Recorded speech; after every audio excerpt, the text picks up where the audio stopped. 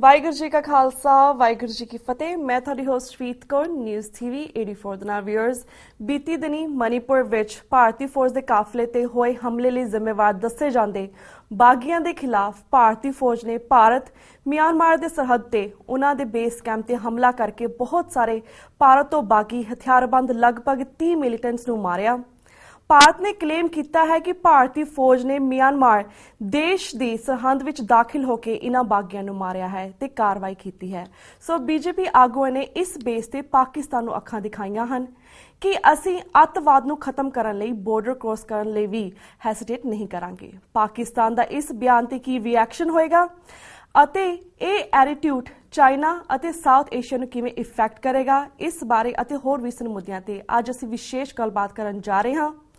International relations ਦੇ ਮਾਹਿਰ ਅਤੇ ਸਕਾਲਰ ਡਾਕਟਰ ਇਕਤਦਾਰ ਕਰਾਮਤ ਚੀਮਾ ਜੀ ਨਾਲ, ਜਿਹੜੇ ਕਿ ਇਸ ਵੇਲੇ ਇੰਗਲੈਂਡ ਤੋਂ ਸਾਡਾ ਫੋਨ ਲਾਈਨ ਤੇ ਜੁੜ ਚੁੱਕੇ ਨੇ। ਜੀ ਵੀਰ ਜੀ, ਵਾਹਿਗੁਰੂ ਜੀ ਕਾ ਖਾਲਸਾ ਵਾਹਿਗੁਰੂ ਜੀ ਕੀ ਫਤਿਹ। ਵਾਹਿਗੁਰੂ ਜੀ ਕਾ ਖਾਲਸਾ ਵਾਹਿਗੁਰੂ ਜੀ ਕੀ ਫਤਿਹ ਭੈਣ ਜੀ। ਜੀ ਵੀਰ ਜੀ, ਸਭ ਤੋਂ ਪਹਿਲਾਂ ਤਾਂ ਅਸੀਂ ਇਹੀ ਜਾਣਨਾ ਚਾਹਾਂਗੇ ਕਿ ਇਹ ਜਿਹੜੀ ਨੌਰਥ ਤੇ ਮਿਲੀਟੈਂਟਸ ਗਰੁੱਪ ਹਨ, ਇਹਨਾਂ ਦੀ ਬੈਕਗ੍ਰਾਉਂਡ ਕੀ ਹੈ ਅਤੇ ਇਸ ਵੇਲੇ ਇੰਡੀਆ ਅਤੇ ਮਿਆਂਮਾਰ ਬਾਰਡਰਸ ਤੇ ਕੀ ਹੋ ਰਿਹਾ ਹੈ, ਇਸ ਬਾਰੇ ਸਾਨੂੰ ਵੇਰਵੇ ਸਹਿਤ ਜਾਣਕਾਰੀ ਦਿਓ। ਦੇਖੋ ਜੀ, ਜਿਹੜਾ ਨਾਰਥ ਈਸਟ ਆਫ ਇੰਡੀਆ ਹੈ ਇਹਦੇ ਵਿੱਚ 7 ਸਿਸਟਰ ਸਟੇਟਸ ਨੇ ਔਰ ਨਾਰਥ ਈਸਟ ਕਿਉਂਕਿ ਇੰਡੀਆ ਤੋਂ ਬਹੁਤ ਹੀ ਕੱਟਿਆ ਹੋਇਆ ਇਲਾਕਾ ਹੈ ਜੀ, ਔਰ ਉਹਨੂੰ ਹਮੇਸ਼ਾ ਕਿਹਾ ਜਾਂਦਾ ਕਿ North East is the neglected child of India. ਇਹਦੇ ਵਿੱਚ ਬਹੁਤ ਸਾਰੀਆਂ ਯਾਨੀ 7 ਰਿਆਸਤਾਂ ਨੇ ਇੰਡੀਆ ਦੀਆਂ ਔਰ ਮੇਨਲੈਂਡ ਜਿਹੜਾ ਇੰਡੀਆ ਉਹਨੇ ਕਦੇ ਵੀ ਨਾਰਥ ਈਸਟ ਦੀ ਕਿਸੇ ਤਰ੍ਹਾਂ ਦੀ ਪ੍ਰੋਗਰੈਸ ਦੇ ਵਿੱਚ ਨਾਰਥ ਈਸਟ ਦੀ ਦੇਖ ਰੇਖ ਚ ਕਦੇ ਕੋਈ ਰੋਲ ਪਲੇ ਨਹੀਂ ਕੀਤਾ ਔਰ ਇੱਥੇ ਨਾਰਥ ਈਸਟ ਆਫ ਇੰਡੀਆ ਦੇ ਵਿੱਚ ਜਿਹੜਾ 7 ਸਿਸਟਰਸ ਦੇ ਵਿੱਚ 47 ਤੋਂ ਲੈ ਕੇ ਬਲਕਿ ਉਸ ਤੋਂ ਪਹਿਲੇ ਹੁਣ ਤੱਕ ਜਿਹੜਾ ਨਾ ਉਹ ਇਨਸਰਜੈਂਸੀ ਦੀਆਂ ਮੂਵਮੈਂਟਸ, ਐਥਨਿਕ ਕੌਨਫਲਿਕਟ, ਆਰਮ ਸਟਰਗਲ ਜਿਹੜੀ ਹੈ ਉਹ ਚੱਲਦੀ ਆ ਰਹੀ ਹੈ। ਉਹਦੇ ਵਿੱਚ ਸਿਰਫ ਜਿਹੜਾ ਨਾ ਉਹ ਨਾਗਾਲੈਂਡ ਹੀ ਨਹੀਂ, ਜਿਹਦੀ ਗੱਲ ਅਸੀਂ ਥੋੜੀ ਦੇਰ ਬਾਅਦ ਕਰਨੀ ਹੈ, ਇਸ ਤੋਂ ਇਲਾਵਾ ਵੀ ਸਾਨੂੰ ਪਤਾ ਹੈ ਕਿ ਨਾਗਾਲੈਂਡ ਤੋਂ ਇਲਾਵਾ ਵੀ ਮਨੀਪੁਰ ਦਾ ਮਸਲਾ ਹੈ। ਫਿਰ ਇਸ ਤੋਂ ਇਲਾਵਾ ਮਿਜ਼ੋ ਇਨਸਰਜੈਂਸੀ ਦੀ ਗੱਲ ਹੁੰਦੀ ਰਹੀ ਹੈ, ਮਿਜ਼ੋਰਾਮ ਦੀ ਇਸ ਤੋਂ ਪਹਿਲੇ। ਇਸ ਤੋਂ ਇਲਾਵਾ ਅਸਾਮ ਮੂਵਮੈਂਟ ਬੜੀ ਦੇਰ ਚੱਲਦੀ ਰਹੀ ਇੱਥੇ ਔਰ ਇਸ ਵਾਸਤੇ ਇੱਕ ਪੂਰੇ ਦਾ ਪੂਰਾ ਬੈਕਗਰਾਉਂਡ ਹੈ ਕਿ ਕਿਸ ਤਰ੍ਹਾਂ ਇੰਡੀਆ ਦੀ ਸਟੇਟ ਨੇ ਨਾਰਥ ਈਸਟ ਨੂੰ ਇਗਨੋਰ ਕੀਤਾ ਔਰ ਉਹਦੀ ਵਜ੍ਹਾ ਤੋਂ ਮੁਖਤਲਿਫ ਜਿਹੜੀਆਂ ਨੇ ਉਹ ਮਿਲੀਟੈਂਸੀ ਮੂਵਮੈਂਟਸ ਚੱਲਦੀਆਂ ਰਹੀਆਂ ਨੇ। ਲੇਕਿਨ ਜਿਹੜੀ ਕਿਉਂਕਿ ਅਸੀਂ ਇੱਥੇ ਫਿਰ ਕਿਸੇ ਵੇਲੇ ਤਫਸੀਲ ਦੀ ਗੱਲ ਕਰਾਂਗੇ ਕਿ ਓਵਰਆਲ ਜਿਹੜੀ 7 ਸਿਸਟਰ ਸਟੇਟਸ ਨੇ ਉਹਨਾਂ ਦੇ ਕੀ ਇਸ਼ੂਜ਼ ਨੇ। ਤ੍ਰਿਪੁਰਾ ਦਾ ਵੀ ਮਸਲਾ ਹੈ, ਬੰਗਾਲੀ ਮਾਈਗ੍ਰੈਂਟਸ ਜਿਹੜੇ ਨੇ ਅਸਾਮੀ, ਉਹਨਾਂ ਦਾ ਵੀ ਮਸਲਾ। ਲੇਕਿਨ ਅੱਜ ਅਸੀਂ ਗੱਲ ਕਰਨੇ ਆ ਜੋ ਹੁਣ ਰੀਸੈਂਟਲੀ ਹੋ ਰਿਹਾ ਉਸ ਰੀਜਨ ਦੇ ਵਿੱਚ, ਜਿਹੜੀ ਕਿ ਨਾਗਾ ਮੂਵਮੈਂਟ ਹੈ ਔਰ ਨਾਗਾਲੈਂਡ ਦੀ। ਇੱਕ ਤਾਂ ਥੋੜਾ ਜਿਹਾ ਸਾਨੂੰ ਇਹਦੇ ਪਿੱਛੇ ਦੇਖਣਾ ਪਏਗਾ ਕਿ ਜਿਹੜੇ ਨਾਗਾਲੈਂਡ ਦਾ ਇਸ਼ੂ ਹੈ ਉਹ ਕੀ ਹੈ। ਅਗਰ ਤੁਸੀਂ ਉਹਨਾਂ ਦਾ ਕਲਚਰ ਦੇਖੋ, ਉਹਨਾਂ ਦੀ ਜਿਹੜੀ ਜਿਓਗ੍ਰਾਫੀਕਲ ਲੋਕੇਸ਼ਨ ਵੇਖੋ, ਤੇ ਉਹਨਾਂ ਨੇ ਕਦੇ ਵੀ ਆਪਣੇ ਆਪ ਨੂੰ ਭਾਰਤੀ ਨਹੀਂ ਸਮਝਿਆ, ਬਲਕਿ 1926 ਚ ਹੀ ਜਦੋਂ ਹਜੇ ਅੰਗਰੇਜ਼ ਦਾ ਰਾਜ ਚੱਲਦਾ ਸੀ ਉਸੇ ਸਮੇਂ ਹੀ ਉਹਨਾਂ ਨੇ ਆਪਣੀ ਵੱਖਰੀ ਆਈਡੈਂਟਿਟੀ, ਆਪਣੀ ਵੱਖਰੀ ਹੋਣ ਦਾ ਐਲਾਨ ਕੀਤਾ ਸੀ ਅੰਡਰ ਦਾ ਬ੍ਰਿਟਿਸ਼ ਰਾਜ, ਕਿ ਅਸੀਂ ਕਲਚਰਲੀ ਬਿਲਕੁਲ ਇੰਡੀਆ ਤੋਂ ਮੁਖਤਲਿਫ ਸਾਡਾ ਇੱਕ ਕਲਚਰ ਹੈ, ਸਾਡੀ ਆਪਣੀ ਇੱਕ ਐਥਨਿਕ ਆਈਡੈਂਟਿਟੀ ਹੈ ਜਿਹੜੀ ਇੰਡੀਆ ਨੂੰ ਜ਼ਾਹਿਰ ਹੈ ਦੁਬਾਰਾ ਨਹੀਂ ਖਾਂਦੀ। ਫਿਰ ਉੱਥੇ ਤੁਹਾਨੂੰ ਪਤਾ ਕਿ 40 ਡਿਫਰੈਂਟ ਟਰਾਈਬ ਨੇ ਨਾਗਾਲੈਂਡ ਚ, 40 ਟਰਾਈਬਸ ਨੇ ਮੁਖਤਲਿਫ, ਜਿਹੜੇ ਆਪਣੀ ਜਿਨ੍ਹਾਂ ਦੀ ਜ਼ਿਆਦਾ ਮੈਂ ਸਮਝਦਾ ਵਾ ਕਿ ਇੰਡੀਅਨ ਤੋਂ ਜ਼ਿਆਦਾ ਇੱਕ ਤਿੱਬਤੋ ਬਰਮਨ ਜਿਹੜੀ ਹੈ ਓਰੀਜਨ ਹੈ ਐਥਨਿਕਲੀ। ਔਰ ਤੁਹਾਨੂੰ ਪਤਾ ਹੈ ਕਿ ਨਾਗਾ ਜਿਹੜੇ ਨੇ ਇਸ ਵੇਲੇ ਇੰਡੀਆ ਮਿਆਂਮਾਰ ਦੇ ਬਾਰਡਰਾਂ ਦੇ ਵਿੱਚ ਵੰਡੀ ਹੋਈ ਕੌਮ ਨੇ। ਸੋ ਉਹਨਾਂ ਨੇ ਤੇ 1926 ਚ ਆਪਣਾ ਨਾਗਾ ਕਲੱਬ ਬਣਾਇਆ ਇੰਟੈਲੈਕਚੁਅਲ ਤੇ ਨੋਟੇਬਲ ਦਾ ਔਰ ਉਹਨਾਂ ਨੇ ਆਪਣੀ ਵੱਖਰੀ ਹੋਣ ਦੀ ਮੰਗ ਕੀਤੀ ਹੈ ਔਰ ਉਹਨਾਂ ਨੇ ਅੰਗਰੇਜ਼ ਰਾਜ ਚ ਕਿਹਾ ਵੀ ਉਹਨਾਂ ਨੂੰ ਇੰਡੀਅਨ ਜਿਹੜਾ ਨਾ ਸਮਝਿਆ ਜਾਏ। ਫਿਰ ਤੁਹਾਨੂੰ ਪਤਾ ਹੈ ਕਿ 1947 15 ਅਗਸਤ ਤੋਂ ਨਾਗਾ ਇਨਸਰਜੈਂਸੀ ਸ਼ੁਰੂ ਹੋ ਗਈ ਸੀ, ਕਿਉਂਕਿ ਉਹਨਾਂ ਨੇ ਆਪਣੇ ਵੱਖਰੇ ਦੇਸ਼ ਦਾ ਮੁਤਾਲਬਾ 15 ਅਗਸਤ 1947 ਚ ਕੀਤਾ। ਫਿਰ ਜਿਸ ਵੇਲੇ ਕਨਸਟੀਟਿਊਸ਼ਨ ਆਫ ਇੰਡੀਆ ਲਿਖਿਆ ਗਿਆ ਤੇ ਉਹਦੇ ਵਿੱਚ ਉਹਨਾਂ ਨੇ ਨਾਗਾਲੈਂਡ ਜਿਹੜਾ ਨਹਿਰੂ ਸਾਹਿਬ ਨੇ ਉੱਥੇ, ਕਿਉਂਕਿ ਉਸ ਵੇਲੇ ਬਹੁਤ ਜ਼ਿਆਦਾ ਨਾਗਾ ਫੈਡਰਲ ਗਵਰਨਮੈਂਟ ਦੇ ਹਵਾਲੇ ਨਾਲ ਗੱਲ ਹੋ ਰਹੀ ਸੀ, ਤਾਂ ਉਹਨਾਂ ਨੇ ਉਸ ਦੇ ਤਹਿਤ ਨਾਗਾ ਫੈਡਰਲ ਆਰਮੀ ਵੀ ਬਣੀ, ਲੇਕਿਨ ਨਹਿਰੂ ਗਵਰਨਮੈਂਟ ਨੇ ਉਹਦੇ ਉੱਤੇ ਕੋਈ ਖਾਸ ਧਿਆਨ ਨਹੀਂ ਦਿੱਤਾ। ਔਰ ਇਸ ਵਾਸਤੇ ਜਿਹੜਾ ਉਹਦੇ 2 ਡਿਸਟ੍ਰਿਕਟ 'ਚ 16 ਮਈ 1951 ਨੂੰ ਇੰਡੀਪੈਂਡੈਂਸ ਵਾਸਤੇ ਲੋਕਾਂ ਨੇ ਜਿਹੜਾ ਉਹ ਪਲੇਬਿਸਾਈਡ ਦੀ ਗੱਲ ਕੀਤੀ। ਸੋ ਮਸਲਾ ਤੇ ਬਹੁਤ ਪੁਰਾਣਾ ਹੈ, ਤੁਹਾਨੂੰ ਪਤਾ ਹੈ ਕਿ ਮੁਸਲਸਲ ਉੱਥੇ ਇੱਕ ਇੰਸਰਜੈਂਸੀ ਚੱਲੀ ਆ ਰਹੀ ਹੈ ਔਰ ਬਹੁਤ ਸਮੇਂ ਤੋਂ 40-50 ਸਾਲ ਕਾਊਂਟਰ ਇੰਸਰਜੈਂਸੀ ਇਸ਼ੂਜ਼ ਜਿਹੜੇ ਨੇ ਚੱਲਦੇ ਰਹੇ। ਲੇਕਿਨ ਅਖੀਰ 1990s 'ਚ ਜਿਹੜੀਆਂ ਸਕਸੈਸਿਵ ਇੰਡੀਅਨ ਗਵਰਨਮੈਂਟਸ ਆਈਆਂ, ਉਹਨਾਂ ਨੇ ਕੋਸ਼ਿਸ਼ ਕੀਤੀ ਕਿ ਇਹ ਮਸਲੇ ਨੂੰ ਹੱਲ ਕੀਤਾ ਜਾਵੇ ਤਾਂ ਕਿ ਲੋਕਾਂ ਨੂੰ ਥੋੜੇ ਬਹੁਤ ਉਹਨਾਂ ਦੇ ਹੱਕ ਦਿੱਤੇ ਜਾਣ ਔਰ ਇਹ ਮਸਲਾ ਜਿਹੜਾ ਨਾ ਮੁੱਕ ਜਾਏ। ਆ ਕਿ ਗੁਜਰਾਤ ਦੀ ਹਕੂਮਤ ਨੇ ਬਹੁਤ ਕੋਸ਼ਿਸ਼ ਕੀਤੀ ਇਸ ਵਾਸਤੇ, ਦੇਵਗੌਡਾ ਦੀ ਹਕੂਮਤ ਨੇ ਵੀ, ਜਿਹੜਾ ਫਸਟ ਸੀਜ਼ਫਾਇਰ ਤੁਹਾਨੂੰ ਪਤਾ ਹੈ ਕਿ ਉਹ ਦੇਵਗੌਡਾ ਦੀ ਹਕੂਮਤ 'ਚ ਹੋਇਆ ਸੀ। ਤੇ 1997 ਤੋਂ ਫਿਰ ਹਰ ਸਾਲ ਜਿਹੜਾ ਹੈ ਉਹ 12 ਮਹੀਨਿਆਂ ਲਈ ਇੱਕ ਪੀਸ ਅਗਰੀਮੈਂਟ ਇੰਡੀਆ ਦੀ ਗਵਰਨਮੈਂਟ ਜਿਹੜੀ ਹੈ ਉਹ ਨਾਗਾ ਟ੍ਰਾਈਬਸ ਨਾਲ ਕਰਨੀ ਆਈ ਹੈ, ਜਿਹੜੀ ਕਿ ਇੱਕ ਅੱਛੀ ਗੱਲ ਹੈ। ਇਹ ਡੈਮੋਕ੍ਰੇਸੀ ਦਾ ਸਪਿਰਿਟ ਹੈ ਕਿ ਲੋਕਾਂ ਦੀ ਆਵਾਜ਼ ਦਬਾਉਣ ਦੀ ਬਜਾਏ ਉਹਨਾਂ ਨੂੰ ਡੈਮੋਕ੍ਰੈਟਿਕ ਤਰੀਕੇ ਨਾਲ ਉਹਨਾਂ ਦੇ ਹੱਕ ਦਿੱਤੇ ਜਾਣ ਤਾਂ ਕਿ ਉਹ ਆਪਣੇ ਆਪ ਨੂੰ ਇੱਕ ਮੁਲਕ ਦਾ ਹਿੱਸਾ ਸਮਝਣ। ਲੇਕਿਨ ਹੁਣ ਕਿਉਂਕਿ ਮੋਦੀ ਦੀ ਜਿਹੜੀ ਸਰਕਾਰ ਹੈ ਉਹਦਾ ਸਾਰੇ ਦਾ ਸਾਰਾ ਕੰਮ ਹੀ ਜਿਹੜਾ ਨਾ ਉਹ ਪੋਲੀਟਿਕਸ ਆਫ ਹੇਟਰਡ ਤੇ ਹੈ ਔਰ ਉਹਦਾ ਸਾਰੇ ਦਾ ਸਾਰਾ ਕੰਮ ਹੀ ਲੋਕਾਂ ਦੀ ਆਵਾਜ਼ ਦਬਾਉਣ ਨੂੰ, ਭਾਵੇਂ ਉਹ ਰਿਲੀਜੀਅਸ ਮਾਈਨੋਰਿਟੀਜ਼ ਹੋਣ ਤੇ ਭਾਵੇਂ ਲਿੰਗੁਇਸਟਿਕ ਮਾਈਨੋਰਿਟੀਜ਼ ਹੋਣ, ਭਾਵੇਂ ਉਹ ਐਥਨਿਕ ਮਾਈਨੋਰਿਟੀਜ਼ ਹੋਣ। ਅਸੀਂ ਗੱਲ ਕਰਦੇ ਹਾਂ ਰਿਲੀਜੀਅਸ ਮਾਈਨੋਰਿਟੀਜ਼ ਦੀ। ਪਿਛਲੇ ਦਿਨਾਂ ਯੂਨਾਈਟਿਡ ਸਟੇਟਸ ਕਾਂਗਰਸ ਨੇ ਤੇ ਇੱਕ ਹੀਅਰਿੰਗ ਔਰ ਬਰੀਫਿੰਗ ਵੀ ਰੱਖੀ ਸੀ, ਲੇਕਿਨ ਰਿਲੀਜੀਅਸ ਮਾਈਨੋਰਿਟੀਜ਼ ਦੇ ਇਲਾਵਾ ਵੀ ਨਾਗਾਜ਼ ਜਿਹੜੇ ਨੇ ਉਹ ਇੱਕ ਐਥਨਿਕ ਮਾਈਨੋਰਿਟੀ ਨੇ ਇੰਡੀਆ ਦੀ, ਉਹਨਾਂ ਦੇ ਹੱਕ ਹੋਣ ਦੀ ਕੋਸ਼ਿਸ਼ ਕੀਤੀ ਜਾਂਦੀ ਹੈ। ਔਰ ਮੋਦੀ ਸਰਕਾਰ ਜਿਹੜੀ ਹੈ ਉਹਨੇ ਕਿਉਂਕਿ ਹਰ ਤਰ੍ਹਾਂ ਦੀਆਂ ਮਾਈਨੋਰਿਟੀਜ਼, ਭਾਵੇਂ ਐਥਨਿਕ ਹੋਣ, ਭਾਵੇਂ ਲਿੰਗੁਇਸਟਿਕ ਹੋਣ, ਭਾਵੇਂ ਰਿਲੀਜੀਅਸ ਮਾਈਨੋਰਿਟੀਜ਼ ਹੋਣ, ਇਹਨਾਂ ਸਾਰੀਆਂ ਘੱਟ ਗਿਣਤੀਆਂ ਨਾਲ ਬੜਾ ਭੈੜਾ ਵਰਤਾਅ ਕੀਤਾ। ਜ਼ਾਹਿਰ ਫਿਰ ਉਹਦੇ ਨਤੀਜੇ 'ਚ ਮਿਲੀਟੈਂਸੀ ਵੱਧਦੀ ਹੈ। ਜੇ ਲੋਕਾਂ ਦੇ ਹੱਕ ਖੋਹ ਲਵੋਗੇ ਤੇ ਉਹਨਾਂ ਨੂੰ ਹਕੂਮਤ ਔਰ ਸਰਕਾਰ ਉਹਨਾਂ ਦੀ ਗੱਲ ਨਾ ਸੁਣੇ ਤੇ ਫਿਰ ਜਿੱਥੇ ਜਿੱਥੇ ਦੁਨੀਆ ਦੀ ਮਿਲੀਟੈਂਸੀ ਚੱਲੀ ਹੈ ਉਹਦਾ ਕਾਰਨ ਇਹ ਹੁੰਦਾ ਕਿ ਲੋਕਾਂ ਦੇ ਹੱਕ ਜ਼ਿਆਦਾਤਰ ਖੋਏ ਜਾਂਦੇ ਨੇ, ਲੋਕਾਂ ਨੂੰ ਫਿਰ ਉਹਦੇ ਵਾਸਤੇ ਹਥਿਆਰ ਚੁੱਕਣੇ ਪੈਂਦੇ ਨੇ। ਬਾਕੀ ਜਿਹੜਾ ਸਾਰਾ ਕੁਛ ਹੋ ਰਿਹਾ ਹੈ ਇੱਕ ਬੜਾ ਅਜੀਬ ਜਿਹਾ ਕੰਮ ਹੋ ਰਿਹਾ ਜਿਹੜਾ ਮੇਰੀ ਸਮਝ ਤੋਂ ਬਾਹਰ ਹੈ ਕਿ ਭਾਰਤੀ ਸਰਕਾਰ ਸ਼ਾਇਦ ਮੈਨੂੰ ਲੱਗਦਾ ਕਿ ਸਾਰਾ ਇੱਕ ਡਰਾਮਾ ਕਰ ਰਹੀ ਹੈ ਕਿ ਇੱਕ ਪਾਸੇ ਸਾਨੂੰ ਨਜ਼ਰ ਆਉਂਦਾ ਕਿ ਇੰਡੀਅਨ ਆਰਮੀ ਤੇ ਹਮਲਾ ਹੁੰਦਾ ਹੈ। ਜਿਸ ਤਰ੍ਹਾਂ ਕਿ ਭਾਰਤੀ ਫੌਜ ਜਿਹੜੀ ਹੈ ਡਰਾਮਾ ਕਰ ਰਹੀ ਹੈ ਬਿਕੋਜ਼ ਕਾਫੀ ਹੁਣ ਜਿਹੜੀ ਇੰਡੀਅਨ ਮੀਡੀਆਜ਼ ਨੇ ਪਿਕਚਰਸ ਲਗਾਈਆਂ ਨੇ, ਕਹਿੰਦੇ ਨੇ ਕਿ ਇਹ ਜਿਹੜੀ ਪਿਕਚਰਸ ਆ ਇਹ 2009 ਦੀਆਂ ਨੇ, 2009 ਦੇ ਵਿੱਚ ਜਿਹੜੀ ਪਿਕਚਰਸ ਦਿਖਾ ਰਹੇ ਸੀ। So I don't know if exactly something happened over there, ਕੁਝ ਸੱਚੀ ਕੁਝ ਹੋਇਆ ਕਿ ਸਿਰਫ ਇਹ ਭੜਕਾਉਣ ਲਈ ਬਾਕੀ ਦੇਸ਼ਾਂ ਦੇ ਜਿਹੜੇ ਨਾਲ ਦੇ ਲੱਗਦੇ ਨੇ ਜਾਂ ਉਹਨਾਂ ਨੂੰ ਧਮਕੀਆਂ ਦੇਣ ਲਈ ਕੀਤਾ ਜਾ ਰਿਹਾ ਹੈ। ਰੀਤ ਕੌਰ ਇਹੀ ਸਮਝਣਾ ਕਿ ਇੱਕ ਡਰਾਮਾ ਇਸ ਵਾਸਤੇ ਹੈ ਕਿ ਕਿਸ ਤਰ੍ਹਾਂ ਹੋ ਸਕਦਾ ਹੈ ਕਿ ਕੁਝ ਨਾਗਾ ਇੰਸਰਜੈਂਟਸ ਇੰਡੀਅਨ ਆਰਮੀ ਦੇ 18 ਤੋਂ 20 ਬੰਦੇ ਮਾਰ ਕੇ ਤੇ ਦਰਮਿਆਨ ਚ ਪੂਰੇ ਦਾ ਪੂਰਾ ਬਾਰਡਰ ਹੈ, ਦਰਮਿਆਨ ਚ ਬਹੁਤ ਸਾਰੇ, ਔਰ ਤੁਹਾਨੂੰ ਪਤਾ ਹੈ ਕਿ ਨਾਰਥ ਈਸਟ ਦੇ ਵਿੱਚ ਇੰਡੀਅਨ ਆਰਮੀ ਦੀ, ਇੰਡੀਅਨ ਬਾਰਡਰ ਫੋਰਸ ਦੀ ਇੱਕ ਬਹੁਤ ਭਾਰੀ ਤਾਦਾਦ ਮੌਜੂਦ ਹੈ। ਉੱਥੋਂ ਕਿਸ ਤਰ੍ਹਾਂ ਨੱਸ ਕੇ ਉਹ ਸਾਰੇ ਦੇ ਸਾਰੇ ਇੰਸਰਜੈਂਟਸ ਜਿਹੜੇ ਨੇ ਉਹ ਜਾ ਕੇ ਤੇ ਜਿਹੜੇ ਮਿਆਂਮਾਰ ਛੁਪ ਸਕਦੇ ਨੇ, ਬਰਮਾ ਚ ਉਹਨਾਂ ਨੂੰ ਪਨਾਹ ਮਿਲ ਸਕਦੀ ਹੈ ਨਾ।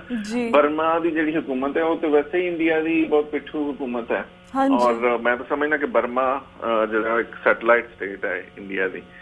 ਸੋ ਅਗਰ ਤਾਂ ਇੰਡੀਆ ਕਹਿੰਦਾ ਕਿ ਉਹ ਇੱਥੋਂ ਨੱਸ ਕੇ ਉੱਥੇ ਪਹੁੰਚ ਗਏ ਤੇ ਇਹ ਵੀ ਇੰਡੀਅਨ ਆਰਮੀ ਦਾ, ਬਾਰਡਰ ਫੋਰਸਿਸ ਦਾ ਫੇਲੀਅਰ ਹੈ ਕਿ ਉਹਨਾਂ ਦੇ 18-20 ਸਿਪਾਹੀ ਮਾਰ ਕੇ ਇਸ ਤਰ੍ਹਾਂ ਉਹਨਾਂ ਦੀ ਜਿਹੜੀ ਸਾਰੀ ਦੀ ਸਾਰੀ ਰਕਸ਼ਾ ਰੇਖਾ ਨੂੰ ਤੋੜ ਕੇ ਅਗਰ ਉੱਥੇ ਚਲੇ ਜਾਣ ਤੇ ਬੜੀ ਅਜੀਬ ਗੱਲ ਹੈ। ਫਿਰ ਜਿਸ ਤਰ੍ਹਾਂ ਇਹਨਾਂ ਨੇ ਉੱਥੇ ਆਪਣੇ ਟਰੂਪਸ ਉਤਾਰੇ ਨੇ, ਸੋ ਕਾਲਡ ਆਪਰੇਸ਼ਨ ਕੀਤਾ ਹੈ, ਮੇਰਾ ਖਿਆਲ ਹੈ ਕਿ ਕਿਉਂਕਿ ਮੋਦੀ ਸਰਕਾਰ ਬੁਰੀ ਤਰ੍ਹਾਂ ਫੇਲ ਹੋ ਗਈ ਹੈ ਡਿਲੀਵਰ ਕਰਨ ਚ ਇੰਡੀਆ ਵਾਸਤੇ। ਉਹਨਾਂ ਦੀ ਜਿਹੜੀ ਇਕਨੋਮਿਕ ਪਾਲਿਸੀ ਸੀ ਉਹ ਬੁਰੀ ਤਰ੍ਹਾਂ ਫੇਲ ਹੋਈ ਹੈ, ਫੋਰਨ ਪਾਲਿਸੀ ਫੇਲ ਹੋ ਗਈ ਹੈ। ਫਿਰ ਇਸ ਤੋਂ ਇਲਾਵਾ ਦੁਨੀਆ ਦੇ ਵਿੱਚ ਮੋਦੀ ਸਰਕਾਰ ਦੇ ਆਉਣ ਨਾਲ ਭਾਰਤ ਦਾ ਨਾਂ ਉੱਚਾ ਹੋਣ ਦੀ ਬਜਾਏ ਬਦਨਾਮ ਹੋ ਰਿਹਾ ਹੈ, ਕਿਉਂਕਿ ਤੁਸੀਂ ਦੇਖਿਆ ਕਿ ਮੋਦੀ ਸਾਹਿਬ ਜਿੱਥੇ ਜਿੱਥੇ ਜਾ ਰਹੇ ਨੇ ਉੱਥੇ ਹਰ ਥਾਂ ਪ੍ਰੋਟੈਸਟ ਹੁੰਦਾ, ਕਿਉਂਕਿ ਉਹਨਾਂ ਨੇ ਆਪਣੇ ਕਰੈਕਟਰ ਨੂੰ ਟਰਾਂਸਫਾਰਮ ਨਹੀਂ ਕੀਤਾ। ਉਹਨਾਂ ਨੂੰ ਕਿਉਂਕਿ ਉਹਨਾਂ ਨੇ ਜਿਹੜੇ ਵੋਟ ਸਨ ਉਹ ਨਫ਼ਰਤ ਦੇ ਨਾਂ ਤੇ ਲਏ ਨੇ, ਤੇ ਹੁਣ ਉਹ ਸਿਰਫ ਨਫ਼ਰਤ ਦਾ ਕੰਮ ਹੀ ਕਰ ਰਿਹਾ ਮੋਦੀ, ਕਿ ਕਦੇ ਉਹ ਕੰਟਰੋਵਰਸ਼ੀਅਲ ਕਿਸਮ ਦੀ ਸਟੇਟਮੈਂਟਸ ਦੇ ਕੇ ਲੋਕਾਂ ਨੂੰ ਪ੍ਰਭਾਵਿਤ ਕਰਦਾ ਹੈ, ਔਰ ਲੋਕਾਂ ਨੂੰ ਬਸ ਨਾਅਰੇ ਦੇ ਕੇ ਇੰਡੀਅਨ ਜਿਹੜੀ ਬਹੁਤ ਵੱਡੀ ਪਾਪੂਲੇਸ਼ਨ ਹੈ ਦੁਨੀਆ ਦੀ, ਉਹਨੂੰ ਬਸ ਨਾਅਰਿਆਂ ਤੇ ਉਹਨੇ ਲਾਇਆ ਹੈ। ਕਦੇ ਉਹ ਕਹਿੰਦਾ ਜੀ ਪਾਕਿਸਤਾਨ ਅਸਾਂ ਤੋੜਿਆ ਸੀ, ਸਾਡੀ ਜਿਹੜਾ ਬੰਗਲਾਦੇਸ਼ ਬਣਿਆ ਉਹਦੇ ਚ ਇੰਡੀਆ ਦਾ ਰੋਲ ਹੈ, ਜਿਹੜਾ ਸਾਰੀ ਦੁਨੀਆ ਨੂੰ ਪਤਾ ਹੈ। ਔਰ ਉਹ ਹੁਣ ਇੰਡੀਆ ਨੇ ਤਸਲੀਮ ਕਰ ਲਿਆ, ਔਰ ਪ੍ਰਾਈਮ ਮਿਨਿਸਟਰ ਮੋਦੀ ਖੁਦ ਕਹਿ ਰਿਹਾ ਇਹ ਕੋਈ ਫਖਰ ਦੀ ਗੱਲ ਨਹੀਂ, ਇੰਡੀਆ ਵਾਸਤੇ ਬੜੀ ਸ਼ਰਮ ਦੀ ਗੱਲ ਹੈ। ਇੰਡੀਆ ਨੇ ਐਜ਼ ਅ ਸਟੇਟ ਇਹ ਐਕਸੈਪਟ ਕੀਤਾ ਹੈ ਕਿ ਉਹ ਮੁਲਕਾਂ ਦੇ ਵਿੱਚ ਅੱਤਵਾਦ ਫੈਲਾਉਂਦੇ ਨੇ, ਔਰ ਮੁਲਕ ਤੋੜਨ, ਜਿਹੜੇ ਹਮਸਾਏ ਮੁਲਕ ਨੇ ਉਹਨਾਂ ਨੂੰ ਤੋੜਨ ਦੀ ਕੋਸ਼ਿਸ਼ ਕਰਦੇ ਨੇ। ਫਿਰ ਉਹਨੇ ਹੁਣ ਇਹ ਨਾਰਾ ਕਿ ਜੀ, ਔਰ ਬਾਰ-ਬਾਰ ਸਟੇਟਮੈਂਟਸ ਆ ਰਹੀਆਂ ਨੇ ਕਿ ਅਸੀਂ ਇਸ ਤਰ੍ਹਾਂ ਦੇ ਆਪਰੇਸ਼ਨ ਜਿੱਥੇ ਜ਼ਰੂਰਤ ਪਈ ਕਰਾਂਗੇ। ਉਹ ਸਿਰਫ ਇੱਕ ਇੰਡੀਆ ਦੀ, ਕਿਉਂਕਿ ਆਵਾਮ ਜਿਹੜੀ ਹੁੰਦੀ ਹੈ ਨਾ, ਇਹ ਜਨਤਾ ਹੁੰਦੀ ਹੈ, ਖਾਸ ਤੌਰ ਤੇ ਸਾਊਥ ਏਸ਼ੀਆ ਦੀ ਜਿਹੜੀ ਜਨਤਾ ਹੈ ਉਹ ਬੜੀ ਸਿੱਧੀ ਔਰ ਬੜੀ ਭੋਲੀ ਹੈ, ਨਾਰਿਆਂ 'ਚ ਲੱਗ ਜਾਂਦੀ ਹੈ। ਉਹਨਾਂ ਨੇ ਪਹਿਲਾਂ ਹਿੰਦੂਤਵਾ ਦੇ ਨਾਂ ਤੇ ਮੋਦੀ ਨੂੰ ਇਲੈਕਟ ਕੀਤਾ ਹੈ, ਫਿਰ ਲੋਕਾਂ ਦੀ ਐਕਸਪੈਕਟੇਸ਼ਨ ਸੀ ਕਿ ਮੋਦੀ ਭਾਰਤ ਵਾਸਤੇ ਕੋਈ ਉਹਦੀ ਹਾਲਤ ਬਿਹਤਰ ਕਰੇਗਾ, ਕੋਈ ਉਹਦੀ ਇਕਨੋਮਿਕ ਸਿਚੁਏਸ਼ਨ ਬਿਹਤਰ ਕਰੇਗਾ, ਜਿਹੜਾ ਨਹੀਂ ਹੋ ਰਿਹਾ। ਹੁਣ ਮੋਦੀ ਕੋਲ ਪਿੱਛੇ ਬਚਦਾ ਕੀ ਹੈ? ਆਪਣੀ ਫੇਸ ਸੇਵਿੰਗ ਵਾਸਤੇ ਇਹੀ ਰਹਿ ਜਾਂਦਾ ਹੈ ਕਿ ਉਹ ਰੋਜ਼ ਇੱਕ ਨਵਾਂ ਨਾਰਾ ਲਾਵੇ, ਰੋਜ਼ ਇੱਕ ਨਵਾਂ ਨਫ਼ਰਤ ਭਰਿਆ ਬਿਆਨ ਦੇ, ਰੋਜ਼ ਹਿੰਦੁਸਤਾਨ ਦੇ ਵਿੱਚ ਮਾਈਨੋਰਟੀਜ਼ ਦੇ ਖਿਲਾਫ ਕੋਈ ਨਵਾਂ ਹਮਲਾ ਕੀਤਾ ਜਾਏ, ਤਾਂ ਕਿ ਜਿਹੜੀ ਹਿੰਦੂਤਵਾ ਨੂੰ ਫੋਲੋ ਕਰਨ ਵਾਲੀ ਮੈਜੋਰਿਟੀ ਹੈ ਬੀਜੇਪੀ ਦੀ, ਉਹਦੇ ਵੋਟਰ ਜਿਹੜੇ ਨੇ ਉਹ ਇਸ ਚੀਜ਼ ਤੋਂ ਪ੍ਰਭਾਵਿਤ ਰਹਿਣ, ਇਸ ਚੀਜ਼ ਤੋਂ ਖੁਸ਼ ਰਹਿਣ ਕਿ ਇਹ ਸਭ ਕੁਛ ਕੀਤਾ ਜਾ ਰਿਹਾ। ਪਰ ਮੋਦੀ ਨੂੰ ਇਹ ਪਤਾ ਹੋਣਾ ਚਾਹੀਦਾ ਕਿ ਇਹ ਸਾਰਾ ਕੁਝ ਜਿਹੜਾ ਹੈ ਉਹ ਮੁਲਕ ਭਾਰਤ ਵਾਸਤੇ ਜਿਹੜਾ ਫਾਇਦੇਮੰਦ ਨਹੀਂ, ਕਿਉਂਕਿ ਇੱਕ ਪਾਸੇ ਸੂਰਤ ਹਾਲ ਇੰਡੀਆ ਦੀ ਇਹ ਹੈ ਕਿ ਤੁਹਾਨੂੰ ਵੀ ਪਤਾ ਹੈ ਕਿ ਇਸ ਸਾਲ ਮੌਨਸੂਨ ਦੇ ਦੇਰ ਨਾਲ ਸ਼ੁਰੂ ਹੋਣ ਦੇ ਕਾਰਨ ਇੰਡੀਆ ਦੇ ਵਿੱਚ ਜਿਹੜਾ ਡਰਾਊਟ ਜਾਂ ਕੈਟ ਐਕਸਪੈਕਟ ਕੀਤਾ ਜਾ ਰਿਹਾ ਹੈ।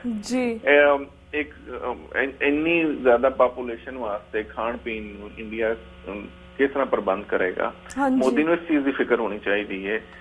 ਬਹੁਤ ਸਾਰੇ ਲੋਕ ਜਿਹੜੇ ਨੇ ਅੱਜ ਵੀ below poverty line, majority of the population ਰਹਿ ਰਹੀ ਇੰਡੀਆ ਦੀ, ਉਹਨਾਂ ਦੀ ਭਲਾਈ ਦੀ ਗੱਲ ਸੋਚਣੀ ਚਾਹੀਦੀ ਹੈ, ਨਾ ਕਿ ਜੀ ਅਸੀਂ ਇੱਥੇ ਫੌਜ ਉਤਾਰ ਦੇਂਗੇ, ਅਸੀਂ ਉੱਥੇ ਫੌਜ ਉਤਾਰ ਦੇਂਗੇ। ਮੋਦੀ ਨੂੰ ਇੱਕ ਚੀਜ਼ ਭੁੱਲ ਜਾਂਦੀ ਹੈ ਕਿ ਉਹਦੇ ਇੰਡੀਆ ਦੇ ਦੋਵਾਂ ਪਾਸੇ ਚਾਈਨਾ ਔਰ ਪਾਕਿਸਤਾਨ ਦੋਵੇਂ ਨਿਊਕਲੀਅਰ ਪਾਵਰ ਨੇ, ਔਰ ਚਾਈਨਾ ਜਿਹੜਾ ਹੈ ਉਹ ਇਸ ਵਕਤ ਦੁਨੀਆ ਦੀ ਦੂਸਰੀ ਵੱਡੀ ਤਾਕਤ ਹੈ।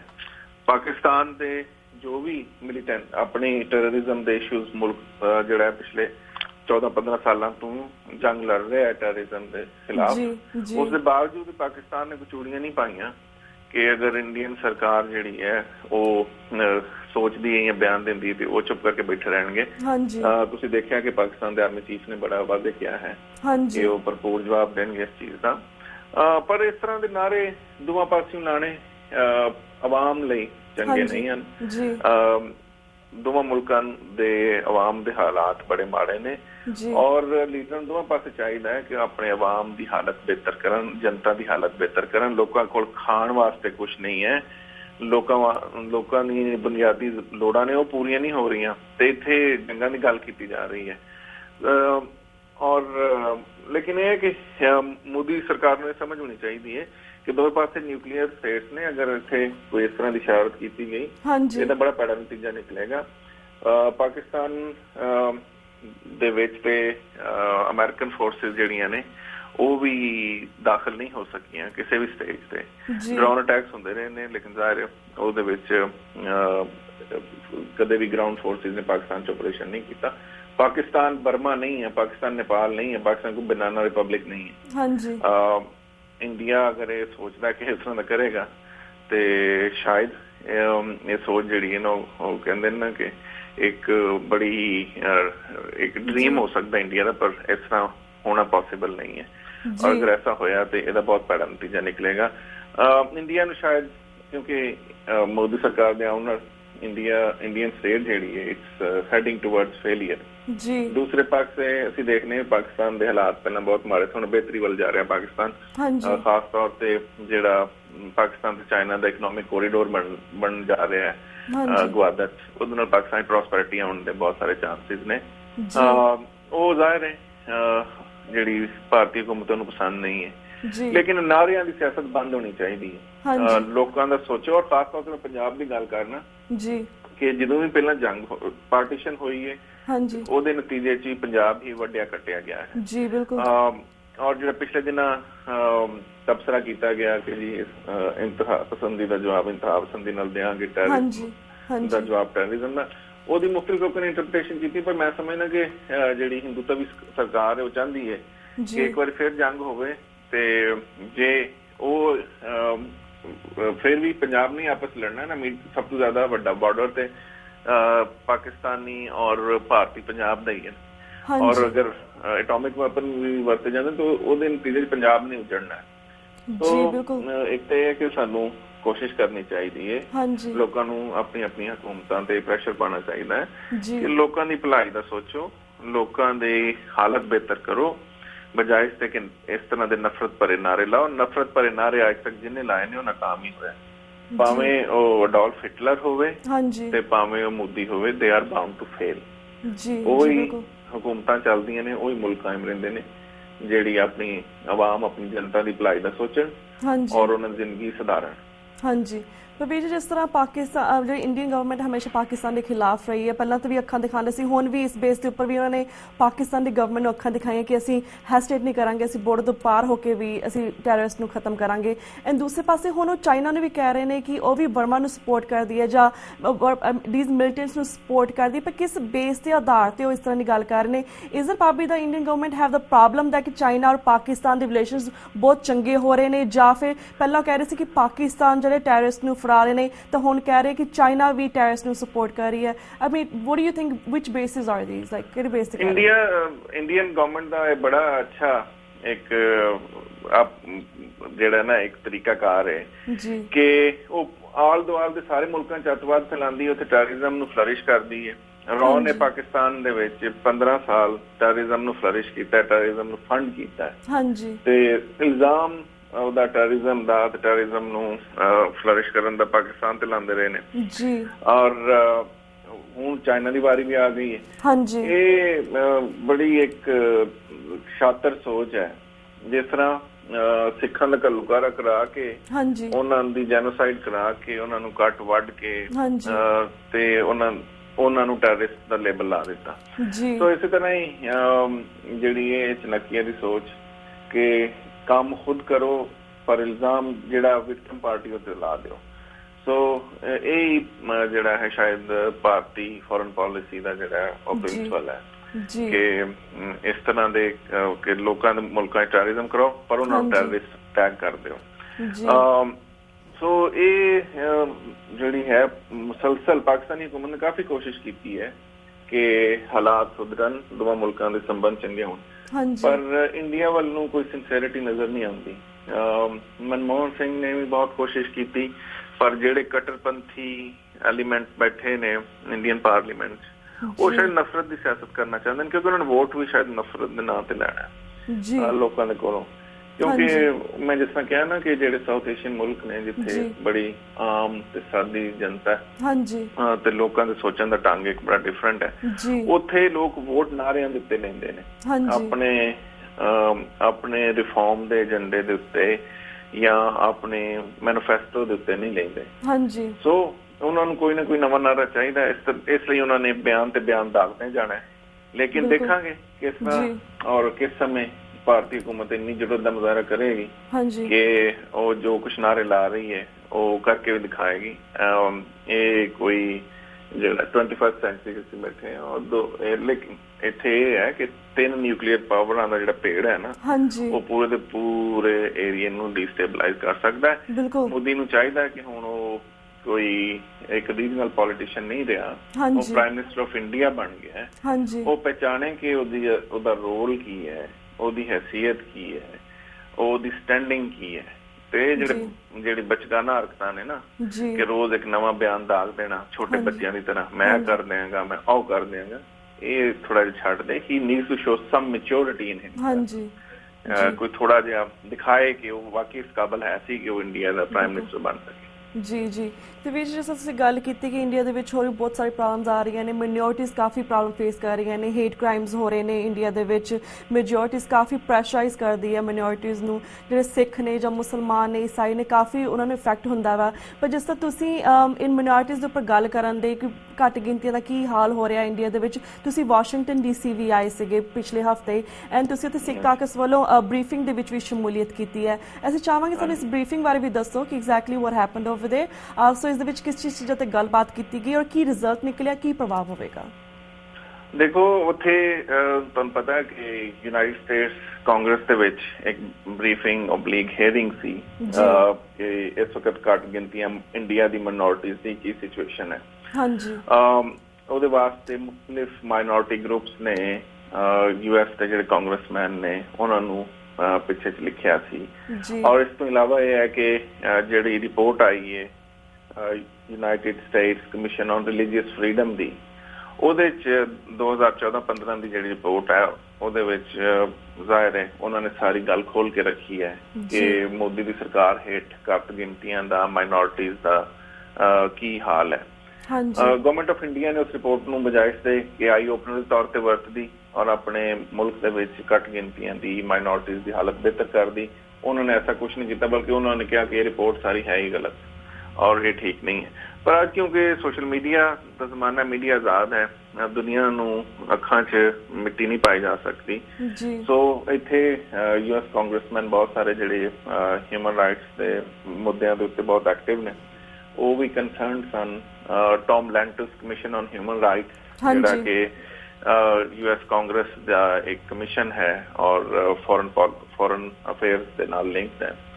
ਤੋ ਉਹਨਾਂ ਨੇ ਔਰ ਅਮਰੀਕਨ ਸਿੱਖ ਕਾਕਸ ਨੇ ਰਲ ਕੇ ਇੱਕ ਬਰੀਫਿੰਗ ਦਾ ਪ੍ਰਬੰਧ ਕੀਤਾ।